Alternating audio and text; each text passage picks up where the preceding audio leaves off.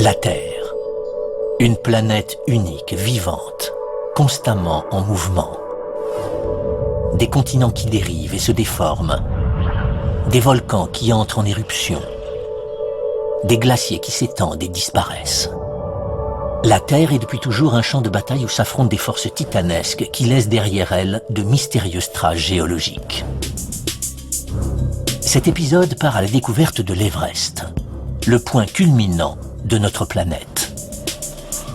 Pour en percer ces mystères, une équipe d'alpinistes se lance dans une périlleuse mission, rapporter des pierres provenant du sommet. Ce voyage dans l'histoire de la formation de l'Everest mettra au jour des fossiles préhistoriques, des cristaux cachés, des climats épiques et d'immenses structures inscrites dans ces montagnes. Chacun de ces éléments participe à sa manière à l'histoire de l'origine de la Terre.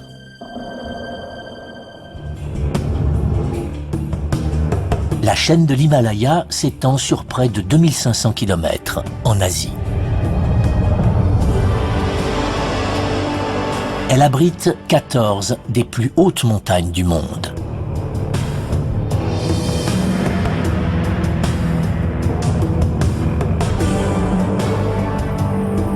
Mais l'une d'entre elles dépasse toutes les autres, l'Everest. Avec ses 8848 mètres, l'Everest est le toit du monde.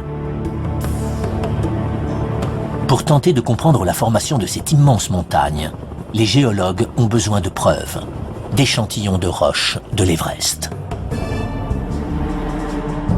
Mais cette mission n'est pas sans risque, et les volontaires sont peu nombreux. Kenton Cool est l'un des meilleurs alpinistes de haute montagne du monde. Il a accepté de faire partie de cette mission géologique qui l'emmènera au sommet de l'Everest. Les géologues lui ont demandé de collecter 3 types d'échantillons. Un provenant du haut de l'Everest et 2 autres à de plus basses altitudes. Ces échantillons extrêmement rares fourniront à nos enquêteurs des informations de première importance. Kenton est arrivé au camp de base de l'Everest. Constitué de simples tentes dispersées sur un champ de cailloux, il se trouve à 5364 mètres au-dessus du niveau de la mer. Je suis en train de faire le tri dans les objets que je vais emporter là-haut. J'ai pris plein de sacs refermables. J'espère que les échantillons tiendront dedans. Au cours de ces 5 prochains jours, il grimpera de 3600 mètres, soit 8 fois la hauteur de l'Empire State Building. Kenton se lance dans l'ascension. Il doit d'abord négocier le glacier de Khumbu, un fleuve gelé, entaillé de crevasses profondes de plusieurs centaines de mètres. Cette ascension est pleine de pièges, le glacier étant en perpétuel mouvement. Et des tours de glace menaçant de s'effondrer à chaque instant. Kenton s'attaque maintenant à la partie la plus dangereuse de l'ascension. À 6400 mètres d'altitude, il est déjà plus haut que le mont McKinley. Devant lui, l'Everest n'est plus qu'un mur de glace. Le vent souffle à plus de 150 km/h et la température est tombée à moins 40 degrés.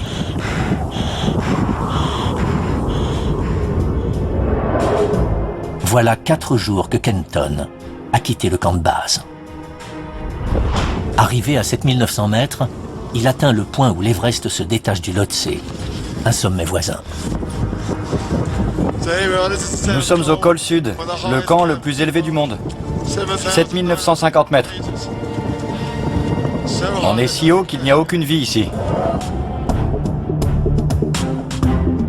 Kenton quittera ce camp à 3 heures du matin et passera le reste de la nuit à escalader le mont dont il espère atteindre le sommet au matin.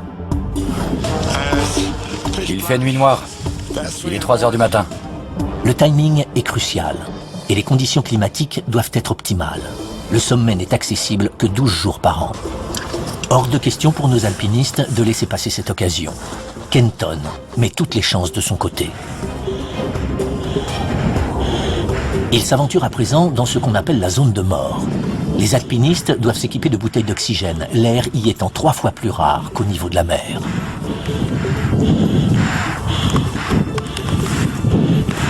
Une personne sur 10 trouve la mort en tentant d'escalader l'Everest. Et la plupart de ces décès ont lieu au cours de cette dernière étape. Encore un peu.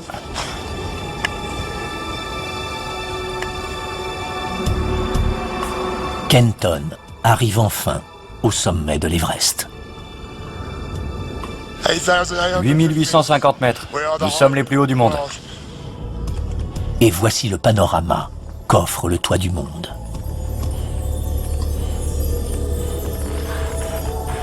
Pour la plupart des alpinistes, ce sommet est le but ultime. Mais la mission de Kenton ne fait que commencer. Il descend de quelques mètres afin de trouver un pan de roche à découvert. Son premier échantillon, du calcaire gris, une roche tendre et facile à casser. Voici à quoi ressemble la pierre la plus haute du monde. Encore 2 à prélever. Kenton reprend sa descente à la recherche d'un deuxième échantillon. Juste au-dessous du sommet, la roche prend une teinte différente. Les alpinistes l'ont surnommée la bande jaune du fait de sa couleur. Cette roche n'a rien à voir avec celle du sommet. Elle est beaucoup plus dure et d'un jaune prononcé. Il s'agit là d'une couche de marbre. Voici l'échantillon de la bande jaune.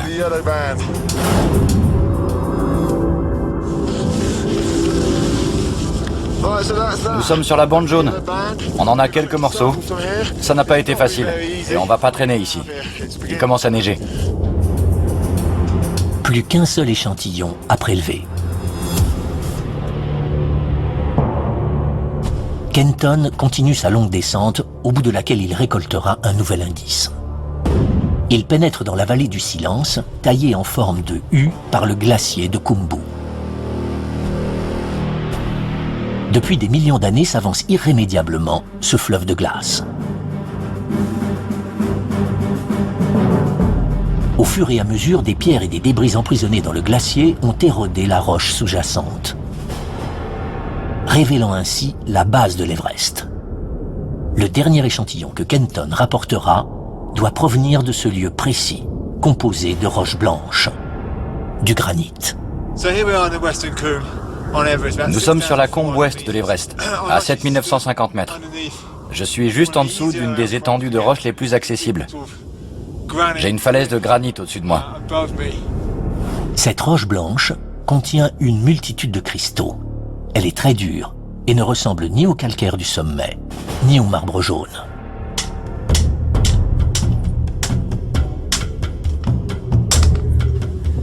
Eh bien, voilà un beau morceau de granit. Kenton emballe précieusement ces 3 échantillons et se rend à l'université d'Oxford. C'est ici qu'il sera analysé par le plus grand spécialiste de l'Everest, Mike Searle. Mike, voici un bout de sommet. Il arrive tout droit du toit du monde. Cette pierre est une des plus précieuses de toute l'expédition. Géologiquement, elle vaut son pesant d'or. Celle-ci vient du sommet de l'Everest. La deuxième pierre provient de la bande jaune. Et encore plus bas se trouve une autre roche, le granit. On a presque tout l'Everest là. Tout à fait. L'Everest est principalement composé de ces 3 roches. Je vous assure que tous les efforts que vous avez déployés en valent vraiment la peine. J'espère. Nous allons maintenant étudier ce que ces pierres contiennent. La pierre du sommet est coupée en fines lamelles.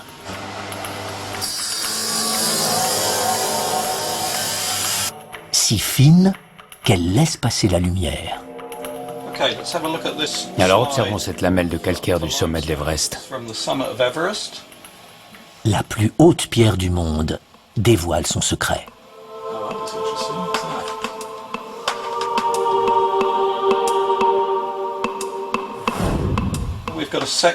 On a un morceau de tige de crinoïde. C'est un lys de mer.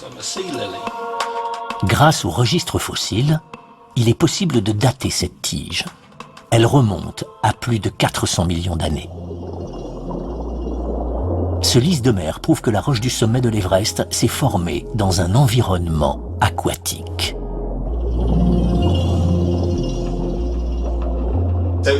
C'est une preuve formelle que cette roche a commencé son existence au fin fond d'une mer. Et quand je me dis que je l'ai trouvée au sommet du monde, au sommet de l'Everest, je trouve ça incroyable.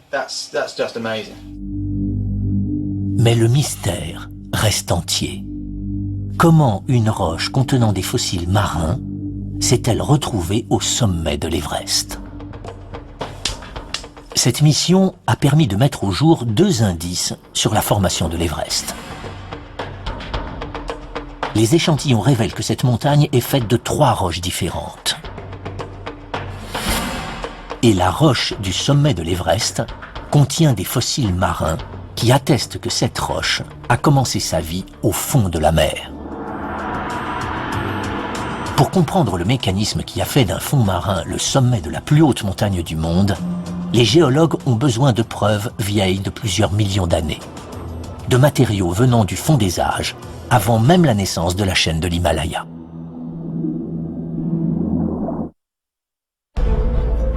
Il y a 400 millions d'années, aucune trace de l'Himalaya sur notre planète. Le lisse de mer retrouvé fossilisé au sommet de l'Everest montre que l'endroit où se trouve cette immense montagne était avant recouvert d'eau. Pour définir s'il s'agissait d'une simple mer intérieure ou d'un vaste océan, le géologue Mike Searle part explorer l'Himalaya. Son enquête commence dans la rivière Garkola, qui prend sa source dans le Haut-Himalaya. Dans son lit se trouve un étrange indice. Cette pierre qui est dans ma main peut paraître assez banale et insignifiante.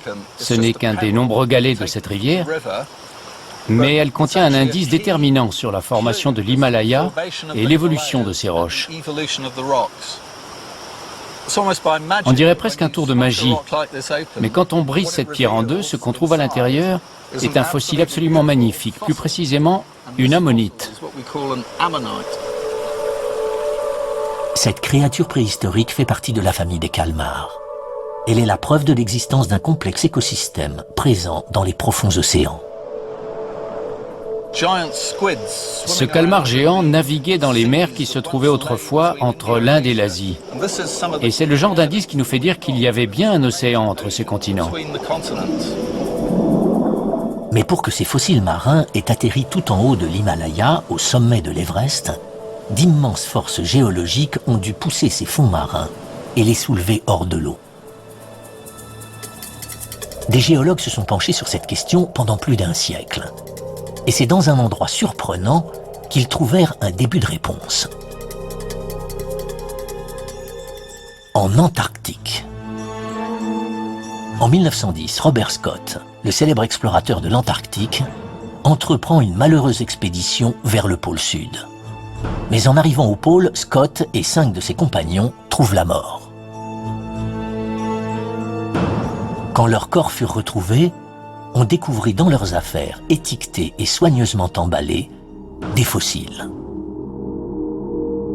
Ces fossiles étaient des restes d'une plante appelée Glossopteris. Certains de ces spécimens sont conservés à la British Antarctic Survey.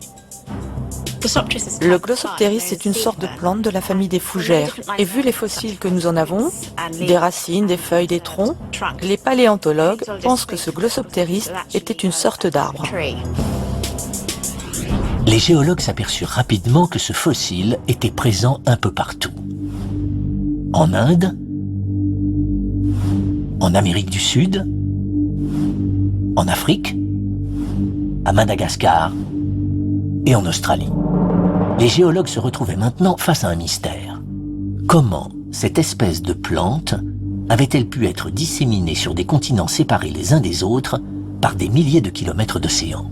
Le Glossopteris est un fossile très important. Il est impossible que la dissémination de cette plante ait pu se faire par le vent ou par des oiseaux sur d'aussi vastes distances. S'il est impossible pour le Glossopteris de franchir les océans, alors il ne restait plus qu'une seule solution. À l'époque où ces arbres proliféraient, c'est-à-dire il y a 250 millions d'années, les continents étaient réunis en une seule masse de terre, une sorte de supercontinent, baptisé Gondwana par les géologues. Ceci explique donc la répartition du Glossoptéris. Mais de violentes forces tectoniques fissurèrent cette masse de terre et la morcelèrent en plusieurs continents. Il y a 80 millions d'années, l'Inde se détacha, elle dériva vers le nord et finit par entrer en collision avec l'Asie.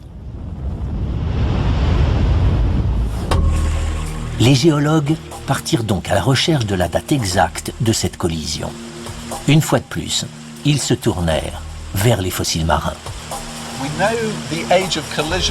Nous connaissons l'âge de la collision entre l'Inde et l'Asie grâce à plusieurs éléments, mais surtout grâce à l'âge des fossiles marins les plus récents retrouvés le long de la zone de collision. Et ces fossiles ont été datés avec beaucoup de précision. Ils ont 50 500 000 ans. L'Inde s'est détachée de Gondwana il y a 80 millions d'années et est entrée en collision avec l'Asie il y a 50 500 000 ans. Elle a donc parcouru 6400 km en seulement 30 millions d'années, ce qui est extrêmement rapide à l'échelle du temps géologique. Les plaques tectoniques qui poussaient l'Inde vers le nord de l'océan Indien se déplaçaient à une vitesse d'en moyenne 25 à 30 cm par an, ce qui est énorme. C'est cette vitesse qui explique en partie la taille exceptionnelle de l'Himalaya. Parce que, comme dans tout accident, plus la collision est rapide, plus les dégâts sont importants. Ces enquêtes ont révélé deux indices qui prouvent que l'Inde et l'Asie étaient autrefois séparées. Les ammonites sont le signe qu'entre l'Inde et l'Asie se trouvait un océan. Les fossiles de Glossoptéris démontrent que l'Inde faisait autrefois partie de ce supercontinent appelé Gondwana. Il s'agit maintenant de comprendre comment cette collision intercontinentale a pu donner naissance à la plus haute montagne du monde.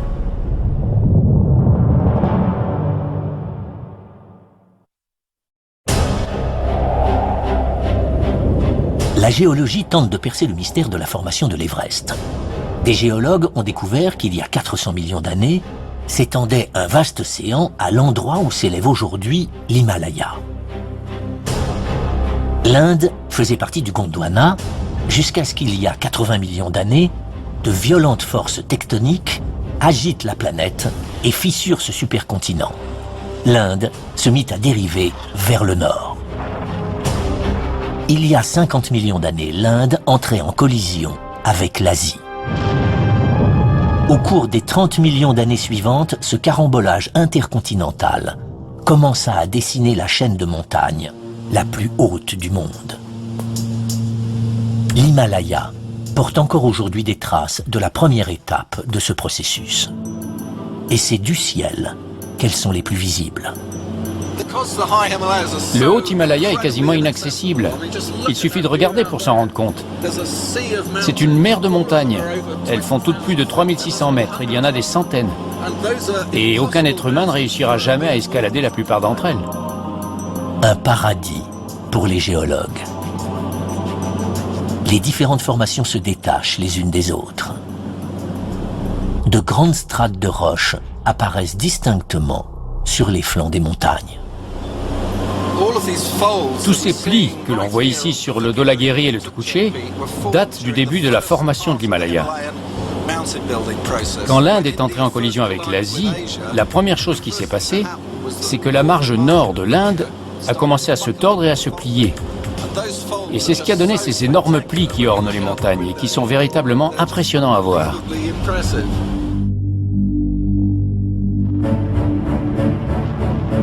La collision entre l'Inde et l'Asie fut magistrale. La terre et les fonds marins qui se trouvaient au milieu plièrent littéralement sous l'énorme pression exercée par ces continents. Mais ces plis ne sont qu'un élément de la réponse et n'expliquent pas à eux seuls l'immense taille de l'Himalaya. Searle reprend son investigation. Voici la récompense de tous nos efforts. Nous venons de passer 5 jours à marcher dans la jungle, dans la forêt, sous une pluie battante, et au bout, enfin, l'Himalaya. J'aime tellement ces montagnes. Regardez ces pics là-bas, ils sont absolument superbes. Searle se concentre sur une étrange et gigantesque cicatrice visible sur un flanc de montagne. Il s'agit d'une trace laissée par la deuxième et impressionnante phase de construction de l'Himalaya. J'ai fait un croquis de ce que nous avons en face de nous. Avec le Dhaulagiri ici, et les immenses plis du Tukuche à droite. Et cette gigantesque faille que nous voyons très bien, qui suit la base du Dhaulagiri et descend jusqu'à la vallée de Kaligandaki tout en bas. Une faille est une fracture qui sépare deux blocs montagneux. La première étape dans le processus de formation de l'Himalaya a été le plissement de la roche. Mais il arrive un moment où la roche ne peut plus être pliée. Elle finit par se chevaucher. Et elle continue à avancer jusqu'à ce que ce chevauchement se déplace le long d'une faille très discrète. C'est exactement ce qui s'est passé partout dans l'Himalaya. Ces roches sont faites de plissements et de poussées. Les couches géologiques ont un point limite de plissement. Quand cette limite est dépassée, les roches se cassent et forment des failles. Ces failles finissent par superposer différents types de roches les uns sur les autres. Les failles sont des juxtapositions de deux différentes roches. Et c'est comme ça qu'on retrouve au niveau des gigantesques failles qui entaillent l'Himalaya, le sommet de l'Everest, une couche de calcaire au-dessus d'une couche de marbre. C'est exactement ce qu'ont révélé les échantillons de roches prélevés par Kenton sur l'Everest. Le calcaire du sommet repose sur la bande jaune composée de marbre. Le sommet de l'Everest est donc le résultat de plis et de failles. Mais ceci n'explique pas encore complètement la taille démesurée de l'Everest. Les géologues en ont conclu qu'il devait y avoir eu une autre force géologique encore plus puissante à l'œuvre. Pour trouver des traces de cette force, il faut chercher du côté de la rivière de Galemdi-Kola.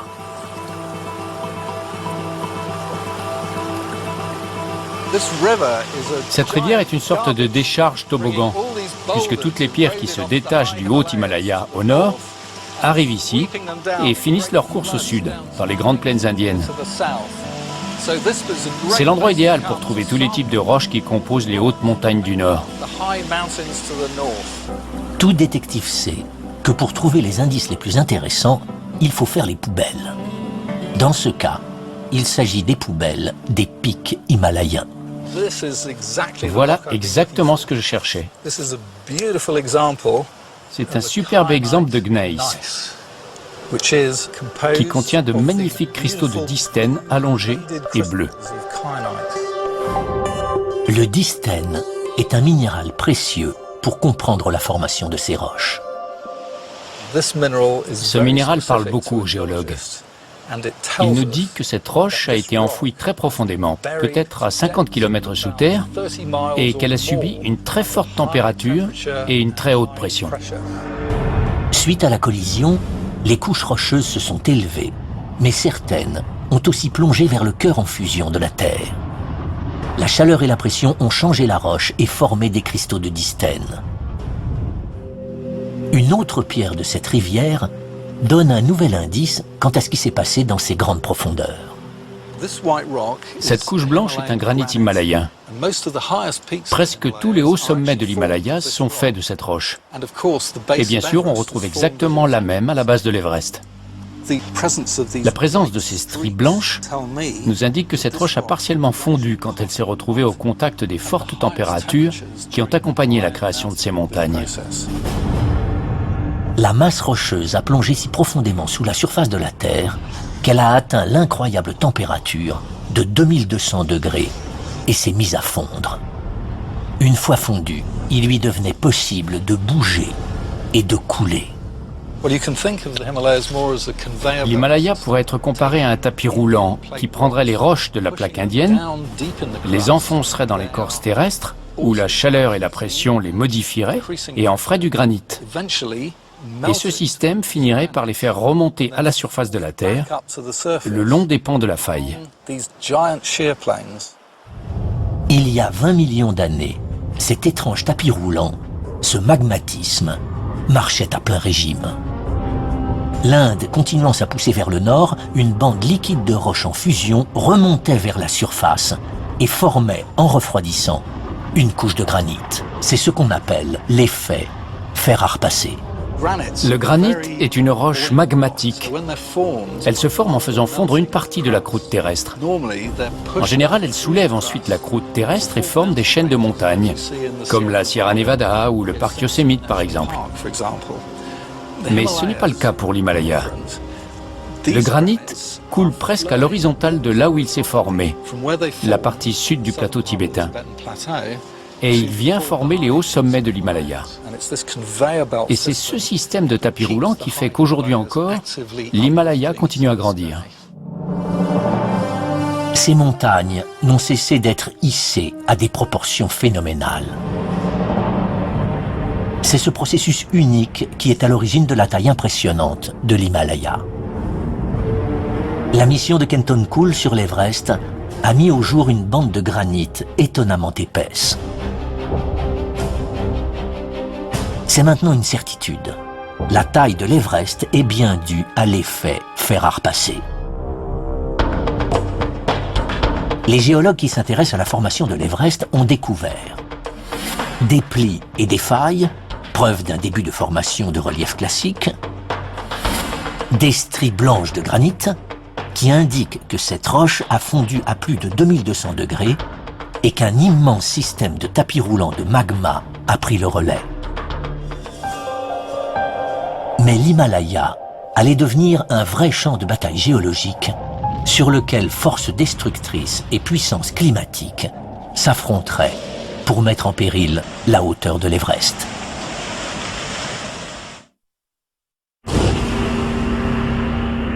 Il y a 400 millions d'années, l'Himalaya commençait à prendre forme au fin fond d'un immense océan. Il y a 50 millions d'années, la Terre se met à trembler quand l'Inde entra en collision avec le continent asiatique. Depuis, d'impressionnantes forces tectoniques ont créé la plus haute montagne du monde. Mais quel sort l'avenir lui réserve-t-il? L'Everest va-t-il continuer à grandir ou rencontrera-t-il plus fort que lui? John Galetzka cherche à savoir si le processus qui permit à l'Everest de grandir est toujours en activité. Afin de répondre à cette question, il a sillonné l'Inde et le Népal pour y installer, dans les endroits les plus reculés, des stations GPS. Voilà. La voiture ne peut pas aller plus loin. Il nous reste 3 heures de marche pour arriver tout en haut.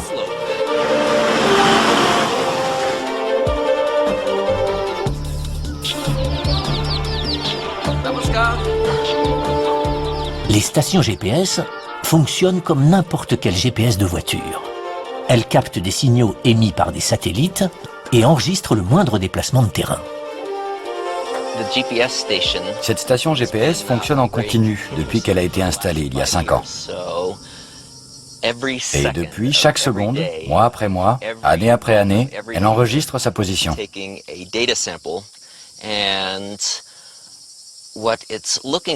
Ce qui nous intéresse, c'est de savoir si la station a changé de place, comment elle se déplace, à quelle vitesse elle se déplace, et même si cette vitesse évolue. Les données de ces GPS montrent que l'Inde est toujours en mouvement et qu'elle se déplace de 5 cm par an. 50 millions d'années après son entrée en collision, l'Inde continue son voyage vers le nord et s'enfonce sous l'Asie. Ce faisant, l'Everest continue son élévation. Mais cette situation peut avoir de terribles répercussions. Des tremblements de terre, Ce qui se produit ici, dans cette partie de l'Himalaya népalais, c'est que la plaque tectonique indienne est en train d'emboutir l'Asie. Dans ce cas précis, c'est l'Inde qui est perdante. Elle s'enfonce sous l'Asie. Malheureusement, leur friction se retrouve bloquée. Et dans quelques centaines d'années, toute la pression qui se sera accumulée se relâchera en un immense tremblement de terre. L'Himalaya a déjà connu 15 tremblements de terre majeurs au cours de ces 100 dernières années. Le dernier en date s'est produit au Pakistan le 8 octobre 2005. Il ne restait plus qu'un champ de ruines.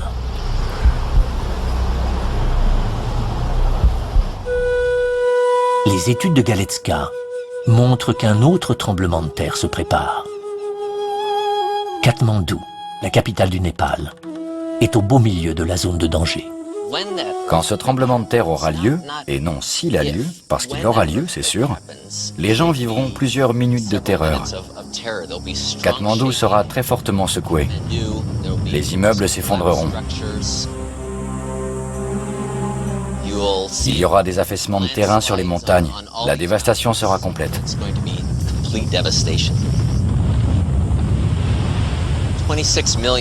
Ce sont 36 millions de personnes qui habitent au Népal. 50 millions qui habitent le long de la chaîne de l'Himalaya et aucune ne sera épargnée.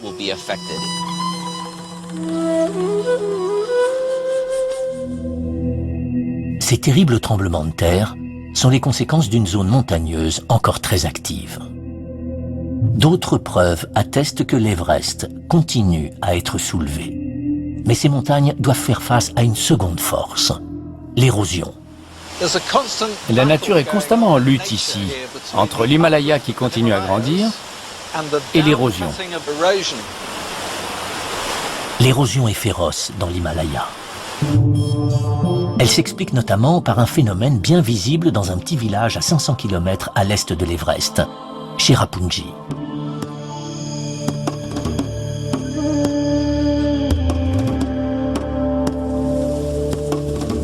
Voici l'endroit le plus humide de la Terre.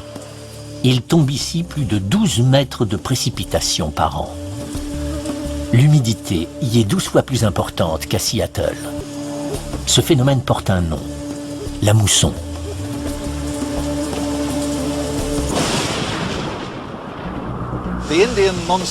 La mousson indienne est un système quasiment unique au monde. Elle est déclenchée par les hautes montagnes, le haut Himalaya et le plateau tibétain. Ce dernier étant est de loin la plus grande région à la plus haute altitude de la Terre. Ce plateau crée un énorme anticyclone au cours des mois d'été, qui par un effet d'appel d'air attire toute la masse d'air chaud et humide de l'océan Indien. Ce phénomène climatique saisonnier se produit dans toute l'Inde. Des nuages se forment et s'élèvent avant d'être bloqués par les montagnes. Ils se transforment alors en fortes pluies qui inondent toute l'Inde. C'est sur le versant sud de l'Himalaya que les pluies sont les plus abondantes. En pleine mousson d'été, le niveau d'eau de ces rivières peut augmenter de 6 à 10 mètres pendant un orage, par exemple. Et à l'endroit où je suis, l'eau arrive facilement à ce niveau. Chaque année, plus de 14 000 milliards de mètres cubes d'eau fraîche, c'est-à-dire de quoi remplir plus de 30 fois le barrage Hoover aux États-Unis, dévalent les pentes de ces montagnes. Cette eau alimente quelques-uns des plus grands fleuves du monde, le Gange, l'Indus, l'Irrawaddy et le Yangtze. L'Himalaya est le réservoir de l'Asie et fournit en eau 1/5 de la population mondiale. Mais toute cette eau a un effet dramatique sur les montagnes.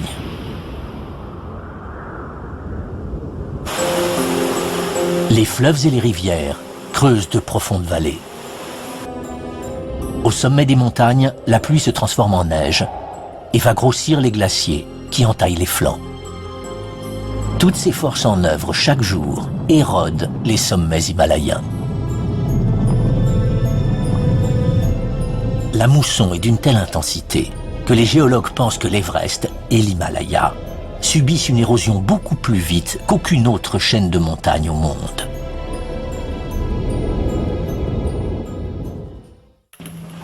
En 2004, est apparue une nouvelle technique extrêmement puissante qui permet de mesurer la vitesse d'érosion d'une montagne. Elle se sert des particules de haute énergie provenant de l'espace. En ce moment même, nous sommes bombardés de rayons cosmiques qui viennent du fin fond de la galaxie. Quand ces particules heurtent une surface rocheuse, se produit un changement chimique, un peu comme un coup de soleil cosmique. L'érosion provoquée par les rivières et les glaciers expose les surfaces rocheuses à ces rayons cosmiques. Et comme pour un coup de soleil, plus la roche est exposée, plus sa surface est abîmée. C'est en évaluant la dégradation provoquée par des rayons cosmiques que les géologues peuvent déterminer à quelle vitesse les fleuves et les glaciers érodent les montagnes. Cette science exige une infinie précision. Les concentrations que nous tentons de mesurer sont si infimes que cela équivaudrait à mettre une pincée de sel dans une piscine olympique et à essayer de trouver 1 ou 2 grains de sel. Après des années de recherche, Owen a découvert que la vitesse maximum d'érosion était de 2,7 cm par an. C'est-à-dire 6 fois plus rapide que pour les rocheuses, et même plus rapide qu'aucun autre endroit au monde. Toutes les montagnes sont sujettes à l'érosion. Les forces tectoniques s'occupent de les faire grandir et l'érosion de l'autre côté les grignote. Les Alpes, les Rocheuses, les Andes ont tout un potentiel d'érosion. Mais aucune montagne n'a un potentiel d'érosion aussi élevé que l'Himalaya. L'érosion ici est plus forte que partout ailleurs et la cause principale en est la mousson d'été. La bataille entre soulèvement et érosion est loin d'être finie. Mais elle pose cependant une question. De ces deux forces, qui emporte cette bataille? L'Everest grandit-il ou rapetisse-t-il? En 1999, une équipe de géologues a tenté de répondre à cette question. Ils installèrent une petite station GPS tout près du sommet de l'Everest. 2 ans plus tard, les géologues tenaient leur réponse. L'Everest continue bel et bien à s'élever, à raison de 6 mm par an. La plus haute montagne du monde n'a pas fini de grandir. Cette enquête sur le soulèvement et le mouvement de l'Himalaya a abouti à plusieurs preuves.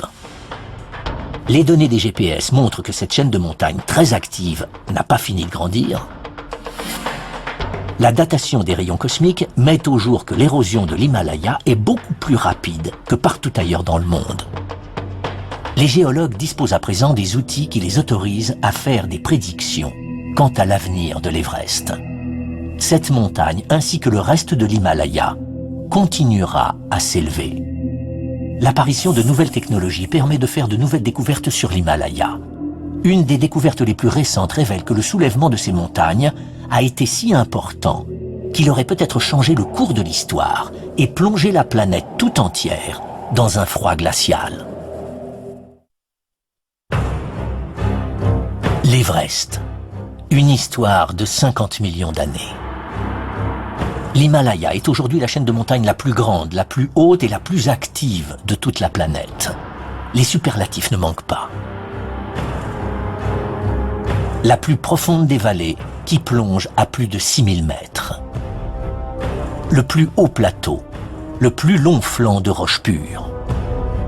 Des centaines de sommets, parmi lesquels les plus hauts du monde, et dont la plupart n'ont pas encore reçu de nom. L'apparition de l'Himalaya a changé la face du monde au cours d'une impressionnante évolution qui a commencé au fond d'un océan et a fini par la chaîne de montagnes de tous les extrêmes, qui a elle-même donné naissance à un des systèmes météorologiques les plus importants au monde, la mousson, qui alimente en eau 1/5 de la population mondiale.